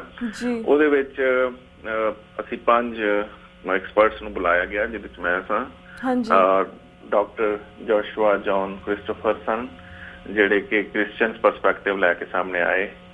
ਇਸ ਤੋਂ ਇਲਾਵਾ ਹਿਊਮਨ ਰਾਈਟਸ ਵਾਚ ਦੇ ਡਾਇਰੈਕਟਰ ਸਨ ਤੇ United States commission on religious freedom ਦੇ ਆਗੂ ਸਨ। ਸੋ ਸਾਰਿਆਂ ਉੱਥੇ ਜਿਹੜੀ ਗੱਲਬਾਤ ਹੋਈ, ਇੱਕ ਤੇ that has been very well organised. ਉਹਦੇ ਵਾਸਤੇ Tom Lantos commission, US Congress, ਖਾਸ ਤੌਰ ਤੇ ਅਮਰੀਕਨ ਸਿੱਖ ਕਾਕਸ ਜਿਹੜਾ ਹੈ ਉਹਨੂੰ ਵਧਾਈ ਦੇਣੀ ਚਾਹੀਦੀ ਕਿ ਉਹਨਾਂ ਨੇ ਅਰੇਂਜ ਕੀਤਾ। ਉੱਥੇ ਗੱਲ ਇਹ ਕੀਤੀ ਗਈ ਕਿ ਕਿਸ ਤਰ੍ਹਾਂ ਹਿੰਦੂਤਵਾ ਜਿਹੜੀ ਹੈ ਉਹ ਇੰਡੀਆ ਦਾ ਜਿਹੜਾ ਇੱਕ ਸੋ ਕਾਲਡ ਸੈਕੂਲਰਿਜ਼ਮ ਹੈ ਜਾਂ ਇੱਕ ਇੰਡੀਆ ਚਲੋ ਮਾੜੀ ਚੰਗੀ ਜਿਹੜੀ ਡੈਮੋਕ੍ਰੇਸੀ ਹੈ ਉਹਨੂੰ ਥ੍ਰੈਟ ਕਰਦੀ ਹੈ। ਔਰ ਜਿਹੜੇ ਕ੍ਰਿਸਚੀਅਨ ਦੇ ਨੁਮਾਇੰਦੇ ਆਏ ਸੀ ਜਾਂ ਕ੍ਰਿਸਚੈਨਿਟੀ ਦੇ ਆਗੂ ਸੀ, ਰੈਵਰੈਂਡ ਜੋਸ਼ੂਆ ਜੌਨਸ, ਉਹਨਾਂ ਨੇ 192 ਕੇਸ ਰਿਪੋਰਟ ਕੀਤੇ ਨੇ ਪਿਛਲੇ 1 ਸਾਲ ਚ ਮੋਦੀ ਸਰਕਾਰ ਦੇ ਹੁਕੂਮਤ ਆਉਣ ਦੇ ਬਾਅਦ, ਜਿਹੜੇ ਬਾਰ-ਬਾਰ ਕ੍ਰਿਸਚੀਅਨ ਤੇ ਹਮਲੇ ਹੋਏ। ਇਸੇ ਤਰ੍ਹਾਂ ਡਾਕਟਰ ਗੁਰਦਰਸ਼ਨ ਢਿੱਲੋਂ ਨੇ RSS ਜੋ ਸਿੱਖੀ ਦੀ ਹੋਣ ਤੇ ਹਮਲਾ ਕਰਦੀ ਪੰਜਾਬ ਤੇ, ਉਹਦੀ ਗੱਲ ਕੀਤੀ। ਔਰ ਹਿਊਮਨ ਰਾਈਟਸ ਵਾਚ ਦੇ ਡਾਇਰੈਕਟਰ ਨੇ ਔਰ ਯੂਸਰਫ ਦੇ ਜਿਹੜੇ ਆਗੂ ਸਨ, ਉਹਨਾਂ ਨੇ ਦੱਸਿਆ ਕਿ ਉਹ ਕਿਸ ਤਰ੍ਹਾਂ ਅੰਤਰਰਾਸ਼ਟਰੀ ਤੌਰ ਤੇ ਦੇਖਦੇ ਨੇ ਕਿ ਕੀ ਮਸਲੇ ਨੇ। ਮੈਂ ਜਿਹੜੀ ਗੱਲ ਕੀਤੀ ਉਹ ਥੋੜੀ ਜਿਹੀ ਦੂਸਰਿਆਂ ਨਾਲ ਇਸ ਵਾਸਤੇ ਡਿਫਰੈਂਟ ਸੀ ਕਿ ਮੈਂ ਜਿਹੜੇ ਕਨਸਟੀਟਿਊਸ਼ਨਲ ਇਸ਼ੂਜ਼ ਨੇ within the state of India, ਉਹ ਕਿਸ ਤਰ੍ਹਾਂ ਘੱਟ ਗਿਣਤੀਆਂ ਨੂੰ ਸੇਫਗਾਰਡ ਨਹੀਂ ਕਰਦੇ, ਇਸ ਦੇ ਉੱਤੇ ਗੱਲ ਕੀਤੀ ਸੀ। ਕਿਉਂਕਿ ਹਿੰਦੂਤਵਾ ਦਾ ਰੌਲਾ ਤਾਂ ਅਸੀਂ ਪਾਈ ਰੱਖਦੇ ਹਾਂ, ਪਰ ਲੋਕਾਂ ਨੂੰ ਸਮਝਾਉਣ ਦੀ ਲੋੜ ਹੈ ਵੀ ਹਿੰਦੂਤਵਾ ਹੈ ਕੀ। ਸੋ ਇਸ ਵਾਸਤੇ ਸਵਰਕਰ ਦੀ ਜਿਹੜੀ ਕਿਤਾਬ ਹੈ ਹਿੰਦੂਤਵਾ, ਮੈਂ ਉਹਦਾ ਟੈਕਸਟ ਲੋਕਾਂ ਦੇ ਸਾਹਮਣੇ ਪੇਸ਼ ਕੀਤਾ ਕਿ ਉਸ ਆਈਡੀਓਲੋਜੀ ਜਿਹਨੂੰ ਅੱਜ BJP, RSS, ਬਜਰੰਗ ਦਲ, ਵਿਸ਼ਵਾ ਹਿੰਦੂ ਪ੍ਰੀਸ਼ਦ, ਇਹ ਸਾਰੇ ਫੋਲੋ ਕਰਦੇ ਨੇ ਸਵਰਕਰ ਦੀ ਆਈਡੀਓਲੋਜੀ ਨੇ, ਜਿਹੜੀ ਸਮਝਦੀ ਹੈ ਵੀ ਹਿੰਦੁਸਤਾਨ ਚ ਜੋ ਜੰਮਿਆ ਹੈ ਉਹ ਹਿੰਦੂ ਹੈ ਔਰ ਅਗਰ ਆਪਣੀ ਆਈਡੈਂਟਿਟੀ ਨੂੰ ਹਿੰਦੂ ਹੋਣ ਦੀ ਆਈਡੈਂਟਿਟੀ ਨਾਲ ਨਹੀਂ ਜੋੜਦਾ ਤੇ ਹਿੰਦੁਸਤਾਨ ਚ ਰਹਿਣ ਦਾ ਕੋਈ ਹੱਕ ਨਹੀਂ। ਸੋ ਜੈਸੇ ਉਹਨਾਂ ਨੇ ਕਿਹਾ ਕਿ ਇਹ ਹਿੰਦੂ ਹੈ ਜਿਹੜਾ ਇਸ ਸਮੁੰਦਰ ਤੇ ਇਸ ਪਵਿੱਤਰ ਧਰਤੀ ਤੇ ਜਨਮਿਆ ਔਰ ਜਿਹਦੇ ਵਾਸਤੇ ਪਵਿੱਤਰ ਧਰਤੀ ਹੋਵੇ, ਹੋਲੀ ਲੈਂਡ ਹੋਵੇ। ਉਸ ਕੰਟੈਕਸਟ ਚ ਹਿੰਦੂਤਵੀ ਇਹ ਸਮਝਦੇ ਨੇ ਵੀ ਸਿੱਖ, ਬੁੱਧਿਸਟ ਤੇ ਜੈਨ, ਕਿਉਂਕਿ ਉਹਨਾਂ ਦੀ ਜਿਹੜੇ ਪਵਿੱਤਰ ਸਥਾਨ ਨੇ ਉਹ ਇੱਥੇ ਹੀ ਨੇ ਇਸ ਵਾਸਤੇ ਉਹ ਸਾਰੇ ਦੇ ਸਾਰੇ ਹਿੰਦੂ ਨੇ, ਉਹਨਾਂ ਦੀ ਆਪਣੀ ਆਈਡੈਂਟਿਟੀ ਕੋਈ ਨਹੀਂ। ਤੇ ਜਿਹੜੇ ਕ੍ਰਿਸਚਨ ਮੁਸਲਿਮ ਔਰ ਜੂਜ਼ ਨੇ, ਕਿਉਂਕਿ ਉਹਨਾਂ ਦੀ ਹੋਲੀ ਲੈਂਡ ਜਾਂ ਪਵਿੱਤਰ ਸਥਾਨ ਇੰਡੀਆ ਤੋਂ ਬਾਹਰ ਨੇ, ਇਸ ਵਾਸਤੇ ਜਾਂ ਤਾਂ ਹਿੰਦੂ ਹੋ ਜਾਣ ਤੇ ਜਾਂ ਉਹਨਾਂ ਨੂੰ ਹਿੰਦੁਸਤਾਨ 'ਚ ਰਹਿਣ ਦਾ ਅਧਿਕਾਰ ਨਹੀਂ ਹੋਣਾ ਚਾਹੀਦਾ। ਇਸੇ ਤਰ੍ਹਾਂ ਮੈਂ ਉੱਥੇ ਆਰਟੀਕਲ 5 ਤੇ ਗੱਲ ਕੀਤੀ, ਜਿਹਦਾ ਪ੍ਰੈਜ਼ੀਡੈਂਟ ਬਰਾਕ ਓਬਾਮਾ ਨੇ ਵੀ ਆਪਣੇ ਇੰਟਰਵਿਊ ਜ਼ਿਕਰ, ਆਪਣੀ ਸਟੇਟਮੈਂਟ ਜ਼ਿਕਰ ਕੀਤਾ ਸੀ ਇੰਡੀਆ ਦੇ ਦੌਰੇ ਤਹਿਤ। ਤਾਂ ਮੈਂ ਕਿਹਾ ਵੀ ਇਸ ਆਰਟੀਕਲ ਦੀ ਇੱਕ ਧਾਰਾ ਆਰਟੀਕਲ 25(2)B ਦੀ ਹੈ, ਜਿਹੜਾ ਕਿ ਸਿੱਖਾਂ ਨੂੰ ਪੇਸ਼ਾਦਾਰੀ ਹਿੰਦੂ ਕਰਾਰ ਦਿੰਦੀ ਹੈ, ਜਿਹੜੀ ਬੁੱਧਿਸਟ, ਜੈਨ ਤੇ ਸਿੱਖਾਂ ਦੀ ਜਿਹੜੀ ਵੱਖਰੀ ਹੋਂਦ ਹੈ ਐਜ਼ ਰਿਲੀਜਨ, ਉਹਨੂੰ ਖਤਮ ਕਰਦੀ ਹੈ। ਫਿਰ ਇਸ ਤਰ੍ਹਾਂ ਫਰੀडम ਆਫ ਰਿਲੀਜਨ ਐਕਟਸ ਨੇ, ਸੋ ਕਾਲਡ ਐਂਟੀ ਕਨਵਰਜਨ ਲਾਜ਼, ਜਿਹੜੇ ਕਿ 7 ਭਾਰਤੀ ਰਿਆਸਤਾਂ ਦੇ ਵਿੱਚ ਇਸ ਵੇਲੇ ਇੰਪਲੀਮੈਂਟ ਕੀਤੇ ਗਏ ਨੇ। ਪਰ ਉਹਨਾਂ ਫਰੀडम ਆਫ ਰਿਲੀਜਨ ਐਕਟਸ ਤੇ ਐਂਟੀ ਕਨਵਰਜਨ ਲਾਜ਼ ਦਾ ਫਾਇਦਾ ਕੀ ਹੈ? ਕਿਉਂਕਿ ਜੇ ਤੁਸੀਂ ਹਿੰਦੂ ਤੋਂ ਮੁਸਲਮਾਨ, ਸਿੱਖ ਜਾਂ ਕਿਸੇ ਹੋਰ ਧਰਮ 'ਚ ਕਨਵਰਟ ਕਰਨਾ ਹੋਵੇ ਤਾਂ ਉਹਨੇ ਪੂਰਾ ਲੀਗਲ ਪ੍ਰੋਸੈਸ ਫੋਲੋ ਕਰਨਾ ਪੈਂਦਾ। ਇਹ ਵੀ ਹੁੰਦਾ ਕਿ ਅਗਰ ਤੁਸੀਂ ਹਿੰਦੂਇਜ਼ਮ ਤੋਂ ਬਾਹਰ ਜਾਣਾ ਚਾਹੁੰਦੇ ਹੋ ਜਾਂ ਕਿਸੇ ਹੋਰ ਧਰਮ 'ਚ ਸ਼ਾਮਲ ਹੋਣਾ ਚਾਹੁੰਦੇ ਹੋ, ਤੁਸੀਂ ਆਪਣੇ ਬੱਚਿਆਂ ਦੇ ਰਾਈਟ ਆਫ ਗਾਰਡੀਅਨਸ਼ਿਪ ਤੁਹਾਡੇ ਕੋਲ ਖੋਲਿਆ ਜਾਂਦਾ। ਲੇਕਿਨ ਹਿੰਦੂ ਬਣਨਾ ਹੋਵੇ ਤਾਂ ਬਹੁਤ ਹੀ ਸੌਖਾ ਹੈ। ਉਹਦੇ ਵਾਸਤੇ ਨਾ ਤੁਹਾਨੂੰ ਕਿਸੇ ਸਰਕਾਰ ਦੀ ਜ਼ਰੂਰਤ ਹੈ, ਨਾ ਕਿਸੇ ਕੋਰਟ ਕੋਲ ਇਜਾਜ਼ਤ ਦੀ ਜ਼ਰੂਰਤ ਹੈ, ਕਿਉਂਕਿ ਜਿਹੜਾ ਸਭ ਤੋਂ ਵੱਡਾ ਮਸਲਾ ਹੈ ਉਹ ਇਹ ਹੈ ਕਿ ਇਹ ਜਿਹੜੇ ਐਂਟੀ ਕਨਵਰਜਨ ਲਾਅ ਨੇ, ਫਰੀडम ਆਫ ਰਿਲੀਜਨ ਐਕਟਸ ਨੇ, ਇਹਦੇ 'ਚ ਇਹ ਪਰਸੀਵ ਕਰ ਲਿਆ ਇੰਡੀਅਨ ਸਰਕਾਰ ਨੇ ਕਿ ਹਿੰਦੂਇਜ਼ਮ ਦੇ ਵਿੱਚ ਕਨਵਰਜਨ ਨਹੀਂ ਹੈ ਬਲਕਿ ਰੀਕਨਵਰਜਨ ਹੈ। ਕਿਉਂਕਿ ਉਹ ਸਮਝਦੇ ਨੇ ਕਿ ਇੱਥੇ ਦੀ ਜਿੰਨੀ ਪਾਪੂਲੇਸ਼ਨ ਸੀ ਹਿੰਦੁਸਤਾਨ ਦੀ ਪਹਿਲਾਂ ਹਿੰਦੂ ਹੀ ਸੀ, ਤੇ ਜੇ ਉਹ ਵਾਪਸ ਆਪਣੇ ਧਰਮ 'ਚ ਆ ਰਹੇ ਨੇ ਤੇ ਉਹ ਕਨਵਰਟ ਨਹੀਂ ਹੋ ਰਹੇ ਬਲਕਿ ਉਹ ਰੀਕਨਵਰਟ ਕਰ ਰਹੇ ਨੇ। ਇਸ ਵਾਸਤੇ ਇਹ ਜਿਹੜੇ ਐਕਟਸ ਨੇ ਇਹ ਕੰਪਲੀਟਲੀ ਸਾਇਲੈਂਟ ਨੇ। ਅਗਰ ਤੁਸੀਂ ਹਿੰਦੂ ਤੋਂ ਕੁਛ ਹੋਰ ਬਣਨਾ ਹੈ ਤੇ ਸਾਰੀਆਂ ਲੀਗਲ ਰਿਕੁਆਇਰਮੈਂਟਸ ਪੂਰੀ ਕਰੋ, ਔਰ ਅਗਰ ਤੁਸੀਂ ਕਿਸੇ ਹੋਰ ਰਿਲੀਜਨ ਤੋਂ ਹਿੰਦੂਇਜ਼ਮ 'ਚ ਵੜਨਾ ਹੈ ਤਾਂ ਤੁਹਾਨੂੰ ਕਿਸੇ ਕਿਸਮ ਦੀ ਕੋਈ ਰੋਕ ਟੋਕ ਨਹੀਂ ਹੈ। ਇਸੇ ਤਰ੍ਹਾਂ ਹੀ ਸਪੈਸ਼ਲ ਮੈਰਿਜ ਐਕਟ ਜਿਹੜਾ ਹੈ ਉਹਦੇ ਵਿੱਚ ਵੀ ਜਿਸ ਤਰ੍ਹਾਂ ਲਾਅ ਆਫ ਇਨਹੈਰੀਟੈਂਸ ਹੈ, ਅਗਰ ਤੁਸੀਂ ਕਿਸੇ ਦੂਸਰੇ ਧਰਮ 'ਚ ਇੰਟਰਫੇਸ ਮੈਰਿਜ ਕਰਦੇ ਹੋ ਤੇ ਬਹੁਤ ਹੀ ਤੁਹਾਡੀ ਜਿਹੜੇ ਰਾਈਟ ਆਫ ਇਨਹੈਰੀਟੈਂਸ ਨੇ ਘਟਾ ਦਿੱਤੇ ਜਾਂਦੇ ਨੇ, ਤੁਹਾਡੇ ਚਾਈਲਡ ਗਾਰਡੀਅਨਸ਼ਿਪ ਦਾ ਹੱਕ ਖੋਹ ਲਿਆ ਜਾਂਦਾ। ਔਰ ਇਹ ਵੀ ਅਸਾਂ ਉੱਥੇ ਗੱਲ ਕੀਤੀ ਕਿ ਜਿਹੜਾ ਫੋਰਨ ਕੰਟਰੀਬਿਊਸ਼ਨ ਐਕਟ ਹੈ, ਕਿਸ ਤਰ੍ਹਾਂ ਮੋਦੀ ਸਰਕਾਰ ਉਹਨੂੰ ਵਰਤ ਰਹੀ ਹੈ। ਜਦੋਂ ਦੇਖਿਆ ਵੀ ਅਪ੍ਰੈਲ ਦੇ ਮਹੀਨੇ 'ਚ 9,000 ਜਿਹੜੀਆਂ ਨਾਨ ਗਵਰਨਮੈਂਟਲ ਆਰਗੇਨਾਈਜੇਸ਼ਨ NGOs ਨੇ, ਜਿਹੜੀਆਂ ਕਿ ਜਿਨ੍ਹਾਂ ਨੂੰ ਫੋਰਨ ਫੰਡਿੰਗ ਮਿਲਦੀ ਸੀ, ਉਹਨਾਂ ਨੂੰ ਬੰਦ ਕਰ ਦਿੱਤਾ ਗਿਆ। ਔਰ ਉਹਨਾਂ 'ਚ ਬਹੁਤ ਸਾਰੀਆਂ ਹਿਊਮਨ ਰਾਈਟ ਐਕਟਿਵਿਸਟ ਆਰਗੇਨਾਈਜੇਸ਼ਨ ਸਨ, ਉਹਦੇ 'ਚ ਗ੍ਰੀਨ ਪੀਸ ਵੀ ਸ਼ਾਮਲ ਹੈ, ਐਮਨੈਸਟੀ ਇੰਟਰਨੈਸ਼ਨਲ ਵੀ ਹੈ। ਸੋ ਮੋਦੀ ਸਰਕਾਰ ਜਿਹੜੀ ਹੈ ਉਹ ਆਵਾਜ਼ ਦਬਾਉਣਾ ਚਾਹੁੰਦੀ ਮਾਈਨੋਰਟੀਜ਼, ਇਹ ਵੀ ਨਹੀਂ ਚਾਹੁੰਦੀ ਕਿ ਜਿਹੜੀ ਹਿਊਮਨ ਰਾਈਟ ਐਕਟਿਵਿਸਟ ਨੇ ਉਹ ਇੰਡੀਆ 'ਚ ਕੰਮ ਕਰਨ। ਕਿਸੇ ਵੀ ਮਾਡਰਨ ਡੈਮੋਕ੍ਰੈਟਿਕ ਸਟੇਟ 'ਚ ਇਸ ਤਰ੍ਹਾਂ ਨਹੀਂ ਹੁੰਦਾ ਕਿ 9,000 NGOs ਨੂੰ ਇਸ ਤਰ੍ਹਾਂ ਬੰਦ ਕੀਤਾ ਜਾਏ। ਦੂਸਰੇ ਪਾਸੇ ਇਹ ਫੋਰਨ ਕੰਟਰੀਬਿਊਸ਼ਨ ਐਕਟ ਜਿਹੜਾ ਹੈ ਉਹ ਕੰਪਲੀਟਲੀ ਸਾਇਲੈਂਟ ਹੈ। ਜਿਸ ਵੇਲੇ ਹਿੰਦੂ ਤਵੀ ਏਜੰਡਾ ਰੱਖਣ ਵਾਲੀਆਂ ਹਿੰਦੂ ਫਨੈਟਿਕ ਆਰਗੇਨਾਈਜੇਸ਼ਨ ਅਮਰੀਕਾ, ਕੈਨੇਡਾ, ਬਰਤਾਨੀਆ, ਮਾਡਰਨ ਵਰਲਡ ਫੰਡ ਇਕੱਠੇ ਕਰਕੇ ਉੱਥੇ ਇੰਡੀਅਨ ਸਰਕਾਰ ਨੂੰ ਦੇ ਹਿੰਦੂ ਤਵੀ ਏਜੰਡੇ ਵਾਸਤੇ ਪੈਸੇ ਘੱਲਦੀਆਂ ਨੇ ਕਿ ਉੱਥੇ ਲੋਕਾਂ ਨੂੰ ਘਰ ਵਾਪਸੀ ਦੇ ਤਹਿਤ ਹਿੰਦੂ ਕੀਤਾ ਜਾਵੇ ਜਾਂ ਬਜਰੰਗ ਬ੍ਰਿਗੇਡ ਵਰਗੀਆਂ ਫਨੈਟਿਕ ਆਰਗੇਨਾਈਜੇਸ਼ਨ ਨੂੰ ਸਪੋਰਟ ਕੀਤਾ ਜਾਏ। ਸੋ ਇਹ ਫੋਰਨ ਕੰਟਰੀਬਿਊਸ਼ਨ ਐਕਟ 9,000 NGOs ਤੇ ਲੱਗ ਸਕਦਾ, ਬੰਦ ਹੋ ਸਕਦੀਆਂ ਨੇ, ਪਰ ਹਿੰਦੂ ਤਵੀ ਇੱਥੇ ਕਰਦੇ ਨੇ ਫੰਡ ਰੇਜ਼ਿੰਗ, ਉੱਤੇ ਭਾਰਤੀ ਸਰਕਾਰ ਨੂੰ ਕੋਈ ਜਿਹੜਾ ਹੈ ਉਹ ਇਤਰਾਜ਼ ਨਹੀਂ ਹੈ। ਇਸੇ ਤਰ੍ਹਾਂ ਹੀ ਮੈਂ ਆਰਟੀਕਲ 19 ਦੀ ਗੱਲ ਕੀਤੀ ਕਿ ਕਿਸ ਤਰ੍ਹਾਂ ਦੀ ਫਰੀडम ਆਫ ਸਪੀਚ ਤੁਸੀਂ ਗੱਲ ਕਰਦੇ ਹੋ, ਫਰੀडम ਆਫ ਐਸੋਸੀਏਸ਼ਨ ਦੀ। 1960 ਤੋਂ ਲੈ ਕੇ ਹੁਣ ਤੱਕ ਭਾਰਤ ਦੀ ਸਰਕਾਰ ਨੇ ਕਿਸੇ ਵੀ ਫੋਰਨਰ ਮਿਸ਼ਨਰੀ ਨੂੰ ਉੱਥੇ ਇੰਡੀਆ 'ਚ ਵੜ ਕੇ ਰਿਲੀਜੀਅਸ ਪ੍ਰੋਪੋਗੇਸ਼ਨ ਦੀ ਇਜਾਜ਼ਤ ਨਹੀਂ ਦਿੱਤੀ। ਤਾਂ ਇਸੇ ਤਰ੍ਹਾਂ ਤੁਸੀਂ ਅੱਗੇ ਗੱਲ ਕਰਦੇ ਹੋ ਕਿ ਇੰਡੀਆ ਦਾ ਜਿਹੜਾ ਕਨਸਟੀਟਿਊਸ਼ਨ ਹੈ ਉਹ ਸਾਰਿਆਂ ਨੂੰ ਇਕੁਅਲ ਰਾਈਟ ਆਫ ਸਿਟੀਜ਼ਨਸ਼ਿਪ ਦਿੰਦਾ। ਅੱਜ ਵੀ 16% ਜਿਹੜੀ ਪਾਪੂਲੇਸ਼ਨ ਹੈ, ਦਲਿਤ ਜਿਹੜੇ ਨੇ, ਉਹ 16% ਨੇ ਇੰਡੀਆ ਦੀ ਪਾਪੂਲੇਸ਼ਨ ਦਾ। ਅੱਜ ਵੀ ਉਹ ਅਨਟੱਚੇਬਲ ਸਮਝੇ ਜਾਂਦੇ ਨੇ। ਉਹਨਾਂ ਖੂਹਾਂ ਤੋਂ ਪਾਣੀ ਨਹੀਂ ਪੀ ਸਕਦੇ ਜਿੱਥੋਂ ਉੱਚੀ ਕਾਸਟ ਦੇ ਹਿੰਦੂ ਪਾਣੀ ਪੀਂਦੇ ਹੁਣ, ਉਹ ਜਿਹੜੇ ਨੇ ਆਮ ਹਿੰਦੂ ਟੈਂਪਲ 'ਚ ਨਹੀਂ ਜਾ ਸਕਦੇ। ਸੋ ਕਿਸ ਤਰ੍ਹਾਂ ਦਾ ਇਕੁਅਲ ਰਾਈਟ ਆਫ ਸਿਟੀਜ਼ਨਸ਼ਿਪ? 11 ਸਾਲ ਹੋ ਗਏ ਨੇ ਇੰਡੀਅਨ ਸੁਪਰੀਮ ਕੋਰਟ ਦੇ ਵਿੱਚ ਪਟੀਸ਼ਨ ਨੰਬਰ 180 ਜਿਹੜੀ ਦਾਇਰ ਕੀਤੀ ਦਲਿਤਾਂ ਨੇ ਕਿ ਸਾਨੂੰ ਵੀ ਹਿੰਦੁਸਤਾਨ ਦੇ ਸ਼ਹਿਰੀ ਹੋਣ ਦਾ, ਬਰਾਬਰ ਸ਼ਹਿਰੀ ਹੋਣ ਦਾ ਹੱਕ ਹੈ।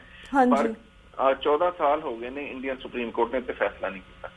ਸੋ ਇਹ ਇੰਨੇ ਵੱਡੇ ਇਸ਼ੂ ਨੇ ਕਨਸਟੀਟਿਊਸ਼ਨ ਆਫ ਇੰਡੀਆ ਦੇ ਵਿੱਚ, ਜਿਨ੍ਹਾਂ ਦੀ ਤਰਫ ਇੰਡੀਅਨ ਗਵਰਨਮੈਂਟ ਜਿਹੜੀ ਬਿਲਕੁਲ ਬਲਾਈਂਡ ਆਈ ਹੈ, ਔਰ ਉਹ ਘੱਟ ਗਿਣਤੀਆਂ ਦੇ ਵਾਸਤੇ ਕੋਈ ਸੇਫਗਾਰਡ ਨਹੀਂ ਨੇ। ਬਿਲਕੁਲ। ਇਸ ਇਲਾਵਾ ਅਸਾਂ ਉੱਥੇ ਜਿਹੜੀ ਜੈਨੋਸਾਈਡ ਹੈ 84 ਦੀ, ਉੱਤੇ ਗੱਲ ਕੀਤੀ। ਬਾਪੂ ਸੂਰਤ ਸਿੰਘ ਖਾਲਸਾ ਜਿਹੜੇ ਨੇ ਉਹਨਾਂ ਤੇ ਗੱਲ ਕੀਤੀ ਕਿ ਕਿਸ ਤਰ੍ਹਾਂ ਜਿਹੜੇ ਸਿੱਖ ਕੈਦੀ ਨੇ ਉਹ 20 ਸਾਲ ਕੈਦਾਂ ਕੱਟ ਕੇ ਫਿਰ 10-10 ਸਾਲ ਉਹਨਾਂ ਜੇਲ੍ਹਾਂ 'ਚ ਛੱਡਦੇ ਨੇ ਪਏ। ਔਰ ਉਹਨਾਂ 'ਚ ਬਹੁਤ ਸਾਰੇ ਉਹ ਬੱਚੇ ਨੇ ਜਿਹੜੇ ਬਹੁਤ ਛੋਟੀ ਉਮਰ 6-7-8 ਸਾਲ ਦੀ ਉਮਰ ਦੇ ਵਿੱਚ ਜੇਲ੍ਹਾਂ 'ਚ ਪਾਏ ਗਏ, ਕਿਉਂਕਿ ਉਹਨਾਂ ਦਾ ਸੰਬੰਧ ਖਾੜਕੂ ਪਰਿਵਾਰਾਂ ਨਾਲ ਸੀ ਜਿਨ੍ਹਾਂ ਦਾ ਕੋਈ ਕਸੂਰ ਨਹੀਂ ਸੀ। ਉਹ ਹੁਣ ਜਵਾਨੀ ਦੇ ਦੌਰ ਤੋਂ ਗੁਜ਼ਰ ਕੇ ਹੁਣ ਜਿਹੜੇ ਨੇ ਉਹ ਬੁਢਾਪੇ ਵੱਲ ਜਾ ਰਹੇ ਨੇ, ਪਰ ਉਹਨਾਂ ਨੂੰ ਭਾਰਤੀ ਸਰਕਾਰ ਰਿਲੀਜ਼ ਕਰਨ ਨੂੰ ਤਿਆਰ ਨਹੀਂ ਹੈ। ਔਰ ਦੂਸਰੇ ਪਾਸੇ ਜਿਹਨਾਂ ਦਾ ਸੋ ਕਾਲਡ ਆਪਣਾ ਹੀ ਨਨਾਵਤੀ ਕਮਿਸ਼ਨ ਸੀ, ਉਹਨੇ ਆਇਡੈਂਟੀਫਾਈ ਕੀਤਾ ਵੀ ਕਿਹੜੇ ਕਾਂਗਰਸ ਦੇ ਮੈਂਬਰ ਸਨ ਜਿਹੜੇ ਜ਼ਿੰਮੇਦਾਰ ਸਨ ਸਿੱਖ ਜੈਨੋਸਾਈਡ ਦੇ, ਉਹਨਾਂ ਨੂੰ ਕਿਸੇ ਕਿਸਮ ਦੀ ਕੋਈ ਸਜ਼ਾ ਨਹੀਂ ਦਿੱਤੀ ਗਈ। ਫਿਰ ਗੁਜਰਾਤ ਦਾ ਜਿਹੜਾ ਮੁਸਲਮਾਨਾਂ ਦਾ ਮੈਸੇਕਰ ਹੈ ਉਹ ਸਾਡੇ ਸਾਹਮਣੇ ਵੇ, ਕ੍ਰਿਸਚਨਾਂ ਦਾ ਜੋ ਹਾਲ ਹੋ ਰਿਹਾ ਹੈ, ਜਿਸ ਤਰ੍ਹਾਂ ਦੇ ਚਰਚ ਸਾੜੇ ਜਾ ਰਹੇ ਨੇ, ਜਿਸ ਤਰ੍ਹਾਂ ਨਨਸ ਰੇਪ ਹੋ ਰਹੀਆਂ, ਸਾਰੀ ਦੁਨੀਆ ਸਾਹਮਣੇ। ਘਰ ਵਾਪਸੀ ਦੇ ਤਹਿਤ ਜਿਸ ਤਰ੍ਹਾਂ ਲੋਕਾਂ ਨੂੰ ਲਾਲਚ ਦੇ ਕੇ, ਉਹਨਾਂ ਨੂੰ ਪੈਸੇ ਦੇ ਕੇ ਜਾਂ ਜ਼ਬਰਦਸਤੀ ਜਿਹੜਾ ਉਹ ਕਨਵਰਟ ਕੀਤਾ ਜਾ ਰਿਹਾ ਹਿੰਦੂਇਜ਼ਮ 'ਚ, ਉਹ ਵੀ ਦੁਨੀਆ ਸਾਹਮਣੇ। ਲੇਕਿਨ ਇੱਕ ਚੀਜ਼ ਜਿਹੜੀ ਮੈਂ ਉਹਨਾਂ ਸਾਹਮਣੇ ਰੱਖੀ ਹੋਈ ਹੈ ਕਿ ਹੁਣ ਕਿਉਂਕਿ ਜਿਹੜਾ ਇੰਡੀਆ ਹੈ ਉਹ ਕੋਸ਼ਿਸ਼ ਕਰ ਰਿਹਾ ਕੋਈ ਯੂਨਾਈਟਿਡ ਨੇਸ਼ਨ ਦੀ ਸਿਕਿਉਰਿਟੀ ਕਾਉਂਸਲ ਦੀ ਪਰਮਾਨੈਂਟ ਮੈਂਬਰਸ਼ਿਪ ਹਾਸਲ ਕਰੇ, ਜਮ ਕਰੇ। ਲੇਕਿਨ ਗੱਲ ਇਹ ਹੈ ਕਿ ਵਰਲਡ ਕਮਿਊਨਿਟੀ ਨੂੰ ਇਹ ਦੇਖਣਾ ਚਾਹੀਦਾ ਕਿ ਨਾ ਇੰਡੀਆ ਨੇ ਬਹੁਤ ਸਾਰੇ ਯੂਨਾਈਟਿਡ ਨੇਸ਼ਨ ਦੇ ਇਹੋ ਜਿਹੇ ਚਾਰਟਰ ਨੇ ਜਿਹੜੇ ਨਾ ਤਾਂ ਸਾਈਨ ਕੀਤੇ ਨੇ, ਜੇ ਕੀਤੇ ਨੇ ਤਾਂ ਉੱਤੇ ਬਹੁਤ ਭਾਰੀ ਰੈਜ਼ਰਵੇਸ਼ਨ ਜਮ੍ਹਾਂ ਕਰਾਈਆਂ ਨੇ, ਜਿਹਦੇ 'ਚ ਜੈਨੋਸਾਈਡ ਐਕਟ ਕਨਵੈਨਸ਼ਨ ਜਿਹੜਾ ਹੈ 1948 ਦਾ UN ਦਾ, ਉੱਤੇ ਉਹਨਾਂ ਨੇ ਰੈਜ਼ਰਵੇਸ਼ਨ ਜਮ੍ਹਾਂ ਕਰਾਈਆਂ ਨੇ। ਜਨੀਵਾ ਕਨਵੈਨਸ਼ਨ 1948 ਸਾਈਨ ਕੀਤਾ ਹੈ, ਪਰ ਜਦੋਂ ਉਹਦੇ ਜਿਹੜੇ ਐਡੀਸ਼ਨਲ ਪ੍ਰੋਟੋਕੋਲ ਨੇ ਜਿਹੜੇ 77 ਦੇ ਵਿੱਚ ਆਏ, ਜਿਨ੍ਹਾਂ ਦੇ ਤਹਿਤ ਇਸ ਜਨੀਵਾ ਕਨਵੈਨਸ਼ਨ ਨੇ ਆਪਰੇਸ਼ਨ ਹੋਣਾ ਸੀ, ਉਹ ਇੰਡੀਆ ਨੇ ਸਾਈਨ ਹੀ ਨਹੀਂ ਕੀਤੇ ਅੱਜ ਦਿਨ ਤੱਕ। ਫਿਰ ਜਿਹੜੇ ਰੇਸ਼ਲ ਡਿਸਕ੍ਰਿਮੀਨੇਸ਼ਨ ਦੇ ਖਿਲਾਫ ਜਿਹੜਾ ਇੰਟਰਨੈਸ਼ਨਲ ਕਨਵੈਨਸ਼ਨ ਹੈ 1965 ਦਾ, ਉਹਦੇ ਤੇ ਰੈਜ਼ਰਵੇਸ਼ਨ ਇਹਨਾਂ ਨੂੰ ਜਮ੍ਹਾਂ ਕਰਾਈਆਂ ਨੇ। ਸਿਵਲ ਪੋਲੀਟੀਕਲ ਰਾਈਟਸ ਦਾ ਇੰਟਰਨੈਸ਼ਨਲ ਕਨਵੈਨਸ਼ਨ 1966 ਦਾ, ਉਹਤੇ ਇਹਨਾਂ ਨੇ ਰੈਜ਼ਰਵੇਸ਼ਨ ਜਮ੍ਹਾਂ ਕਰਾਈਆਂ ਨੇ। ਇਸੇ ਤਰ੍ਹਾਂ ਜਿਹੜਾ ਡਿਸਕ੍ਰਿਮੀਨੇਸ਼ਨ ਅਗੇਂਸਟ ਵੂਮਨ ਹੈ 1977 ਦਾ ਇੰਟਰਨੈਸ਼ਨਲ ਕਨਵੈਨਸ਼ਨ, ਉਹਤੇ ਇੰਡੀਅਨ ਸਰਕਾਰ ਦੀਆਂ ਰੈਜ਼ਰਵੇਸ਼ਨ ਨੇ।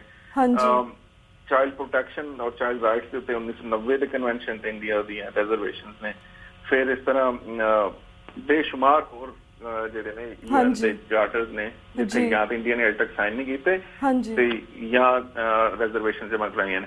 ਸੋ ਇੱਕ ਮੁਲਕ ਜਿਹੜਾ ਯੂਨਾਈਟਿਡ ਨੇਸ਼ਨ ਦੇ ਚਾਰਟਰ ਦੀ ਜਿਹੜਾ ਉਹ ਉਲੰਘਣਾ ਕਰਦਾ ਹੈ ਔਰ ਉਹਨੂੰ ਮੰਨਦਾ ਵੀ ਨਹੀਂ, ਉਹਨੂੰ ਤੁਸੀਂ ਯੂਨਾਈਟਿਡ ਨੇਸ਼ਨ ਦੀ ਸਿਕਿਉਰਿਟੀ ਕਾਉਂਸਲ ਦੀ ਮੈਂਬਰਸ਼ਿਪ ਕਿਸ ਤਰ੍ਹਾਂ ਦੇ ਸਕਦੇ ਹੋ? ਸੋ ਇਸ ਵਾਰ ਇਹ ਪੂਰਾ ਜਿਹੜਾ ਪੈਨਲ ਸੀ ਸਾਡਾ 5 ਬੰਦਿਆਂ ਦਾ, ਉਹਨੇ ਅਮਰੀਕਨ ਕਾਂਗਰਸ ਨੂੰ ਜਿਹੜਾ ਹੈ ਉਹ ਰਿਕਮੈਂਡ ਕੀਤਾ ਹੈ ਕਿ ਭਾਰਤ ਦੇ ਨਾਲ ਅਮਰੀਕਾ ਦੇ ਜਿਹੜੇ ਵੀ ਸੰਬੰਧ ਨੇ ਟ੍ਰੇਡ ਔਰ ਏਡ ਦੇ, ਉਹਨੂੰ ਸਾਨੂੰ ਕੋਈ ਇਤਰਾਜ਼ ਨਹੀਂ ਕਿ ਅਮਰੀਕਾ ਔਰ ਭਾਰਤ ਦੇ ਤਾਲੁਕਾ ਚੰਗੇ ਹੋਣ, ਪਰ ਉਹਨੂੰ ਲਿੰਕ ਕੀਤਾ ਜਾਏ ਜਿਹੜੀ ਰਿਲੀਜੀਅਸ ਫਰੀडम ਹੈ, ਜਿਹੜੀ ਘੱਟ ਗਿਣਤੀਆਂ ਦੀ ਪ੍ਰੋਟੈਕਸ਼ਨ ਹੈ, ਉਹਦੇ ਨਾਲ। ਹਾਂਜੀ ਵੀਰਮ ਸੌਰੀ ਟੂ ਕੱਟ ਯੂ ਬਿਕਾਜ਼ ਸਾਡਾ ਵਕਤ ਵੀ ਸਮਾਪਤੀ ਵੱਲ ਜਾ ਰਿਹਾ ਹੈ। ਥੈਂਕ ਯੂ ਸੋ ਮਚ ਕਿ ਤੁਸੀਂ ਇਹਨਾਂ ਲਈ ਰੀਸੈਂਟ ਮੁੱਦਿਆਂ ਦੇ ਉੱਪਰ ਆਪਣੇ ਵਿਚਾਰ ਪੂਰੇ ਵੇਰਵੇ ਸਾਡੇ ਦਰਸ਼ਕਾਂ ਨਾਲ ਸਾਂਝੇ ਕੀਤੇ। ਐਟ ਦੀ ਐਂਡ ਅਸੀਂ ਆਪਣੇ ਦਰਸ਼ਕਾਂ ਨੂੰ ਇਹ ਵੀ ਕਹਿਣਾ ਚਾਹਾਂਗੇ ਕਿ ਜਿਸ ਤਰ੍ਹਾਂ ਤੁਸੀਂ ਕੱਲੂਕਾਰੀ 31ਵੀਂ ਐਨੀਵਰਸਰੀ ਤੇ ਅਮਰੀਕਾ ਦੇ ਵਿੱਚ ਆਏ, ਤੁਸੀਂ ਰਿਚਮੰਡ ਹਿੱਲ ਦੇ ਵਿੱਚ ਵੀ ਇੱਕ ਪ੍ਰੋਗਰਾਮ ਨੂੰ ਸ਼ਮੂਲੀਅਤ ਕੀਤੀ ਹੈ ਜੂਨ 7 ਨੂੰ, ਔਰ ਜੂਨ 8 ਨੂੰ ਤੁਸੀਂ ਜੂਨ 7 ਨੂੰ ਤੁਹਾਨੂੰ TV 84 ਰਾਹੀਂ ਕਵਰ ਕੀਤਾ ਸੀਗਾ ਪੂਰੇ ਆਲ ਓਵਰ ਦਾ ਵਰਲਡ, ਤੁਹਾਨੂੰ ਸਿੱਖ ਸੰਗਤਾਂ ਨੇ ਦੇਖਿਆ। ਤੇ ਜੂਨ 8 ਨੂੰ ਵੀ ਤੁਸੀਂ ਸੈਨ ਫਰਾਂਸਿਸਕੋ ਵਿੱਚ ਵੀ ਗਏ ਸੀ, ਇੱਕ ਮਾਰਚ ਦੇ ਵਿੱਚ ਸ਼ਾਮਿਲ ਹੋਏ ਹੋ ਕੱਲੂਕਾਰੀ ਸੰਬੰਧੀ। So thank you so much, ਤੁਹਾਡਾ ਬਹੁਤ ਬਹੁਤ ਧੰਨਵਾਦ ਕਰਦੇ ਹਾਂ। ਐਂਡ ਆਮ ਸੌਰੀ ਕਿਉਂਕਿ ਹਮੇਸ਼ਾ ਵਕਤ ਬਹੁਤ ਲਿਮਿਟਿਡ ਹੁੰਦਾ ਹੈ, ਹੁਣ ਵੀ ਸਾਰਾ ਵਕਤ ਕਾਫੀ ਉੱਪਰ ਜਾ ਰਿਹਾ ਵਾ। ਤੋ ਅੱਜ ਵੀਰ ਜੀ ਤੁਹਾਡੇ ਕੋਲ ਅਸੀਂ ਇੱਥੇ ਹੀ ਇਜਾਜ਼ਤ ਲੈਂਦੇ। ਨੈਕਸਟ ਟਾਈਮ ਅਸੀਂ ਇਹਨਾਂ ਮੁੱਦਿਆਂ ਦੇ ਉੱਪਰ ਹੋਰ ਵੀ ਡੀਟੇਲ ਦੇ ਵਿੱਚ ਗੱਲਬਾਤ ਨਾ ਕਰਾਂਗੇ, ਪਰ ਹੁਣ ਅਸੀਂ ਤੁਹਾਡੇ ਕੋਲ ਇਜਾਜ਼ਤ ਲੈਂਦੇ ਹਾਂ। ਵਾਹਿਗੁਰੂ ਜੀ ਕਾ ਖਾਲਸਾ, ਵਾਹਿਗੁਰੂ ਜੀ ਕੀ ਫਤਿਹ। ਵੀਰ ਜੀ ਵਾਹਿਗੁਰੂ ਜੀ ਕਾ ਖਾਲਸਾ, ਵਾਹਿਗੁਰੂ ਜੀ ਕੀ ਫਤਿਹ। ਵਿਊਅਰਸ, ਇਸ ਦੇ ਨਾਲ ਅਸੀਂ ਤੁਹਾਡੇ ਕੋਲ ਇਜਾਜ਼ਤ ਲੈਂਦੇ ਹਾਂ। ਕੱਲ੍ਹ ਮਿਲਾਂਗੇ ਸੇਮ ਟਾਈਮ ਸੇਮ ਸ਼ੋਅ ਤੇ। ਤਦ ਤੱਕ ਲਈ ਵਾਹਿਗੁਰੂ ਜੀ ਕਾ ਖਾਲਸਾ, ਵਾਹਿਗੁਰੂ ਜੀ ਕੀ ਫਤਿਹ।